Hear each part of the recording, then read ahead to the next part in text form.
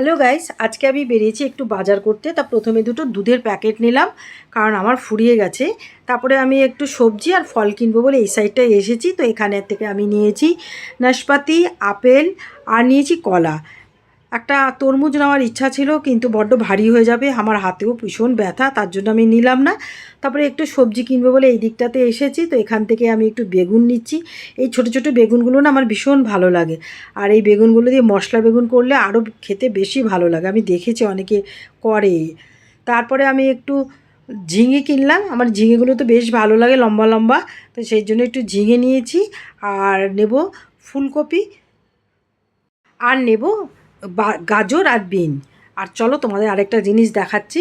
তো এই দেখো, এই লঙ্কাগুলো কিন্তু ভাজা করে খায়। তা আমি 4টে লঙ্কা নিয়েছি ডালের সাথে খাবো বলে। তো আর তোমাদের তো আগেই বললাম যে আমি ফুলকপিটা নিয়েছি, দেখো আর ফুলকপিটা একদম ফ্রেশ, তার জন্য এই ফুলকপিটা নিয়েছি। এবার আমি ওখান থেকে বেরিয়ে হাঁটতে হাঁটতে আমি এই মার্বেলের দোকানটাতে এসেছি। তো এখানে দেখো কি সুন্দর সুন্দর সব ঠাকুরের সিংহাসন, তারপরে তোমার তুলসী মঞ্চ, তারপরে ছোট ছোট ঠাকুরের সিংহাসন সব পাওয়া যাচ্ছে।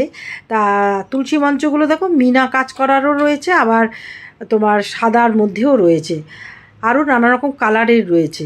তা আমি এখানে একটা ছোট্ট তোমার সিংহাসন দেখছিলাম। দেখো এই ছোট্ট সিংহাসনটা আমার বেশ ভালো লেগেছিলো, এটার দাম বলছে 3,500 টাকা দাম। তা আমি দেখলাম, বলে এর থেকেও যদি একটু ছোট হয় আমার ভালো হয়। আসলে কি জানো তো, আমার ছেলে একটা ছোট্ট গণেশ ঠাকুর কিনেছে, ওটা ওয়ার্ড্রপের মধ্যে রেখে দিয়েছে। তো ঠাকুরকে তো বদ্ধ করে রাখতে নেই, তাই আমি বলেছি যে একটা সিংহাসন কিনতে আর কি। তো এখানে দেখো মিনাকারি কাজ করার সিংহাসনটা কি সুন্দর, আর এদিকে তোমার এই সিংহাসনটা তো আমার ভীষণ ভালো লেগেছে। এগুলো কাঠেরও পাওয়া যায়, এখনও তো সবাই কাঠেরই কেনে। তো আমার বাড়ি হলে আমি এই সিংহাসনটা একবার ভেবে দেখতাম, আমার খুব ভালো লাগে আমার এই মার্বেলের সিংহাসন।